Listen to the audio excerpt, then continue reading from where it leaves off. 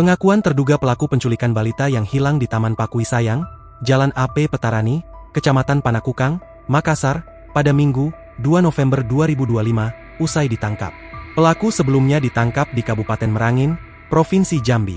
Setelah ditemukan dalam keadaan selamat, kini muncul pengakuan mengejutkan dari terduga pelaku mengenai motif aksi tersebut. Dalam unggahan akun Instagram Makassar_info, terlihat tampang salah satu wanita terduga pelaku yang sedang diinterogasi oleh petugas. Dalam interogasi tersebut, terduga pelaku memberikan pengakuan blak-blakan. Wanita tersebut mengakui telah menjual balita itu seharga 3 juta rupiah. Namun, ia mengklaim tidak mengetahui identitas lengkap pembeli balita tersebut. "Saya nggak tahu namanya Pak, dijual 3 juta rupiah Pak, tapi dia yang minta sendiri 3 juta rupiah."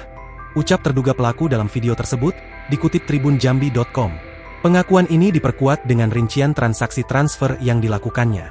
Uang penjualan balita berinisial B itu dikirim melalui 2 kali transfer. Pengakuan ini sedang diselidiki mendalam oleh kepolisian untuk mengungkap jaringan sindikat perdagangan anak yang mungkin terlibat. Sebelumnya, pelaku ditangkap di Kabupaten Merangin, Provinsi Jambi. Kabar tersebut diperoleh melalui unggahan akun Instagram jambihits_id. Ketiga pelaku ditangkap setelah 6 hari aksinya berlangsung. Sementara itu, Direktur Reskrimum Polda Jambi Kombes Pol Jimmy menjelaskan, dari hasil pemeriksaan, motif para pelaku adalah mencari keuntungan dengan cara menjual anak tersebut. Korban awalnya dijual ke perantara pertama 3,5 juta rupiah, sementara di Jambi akan dijual puluhan juta.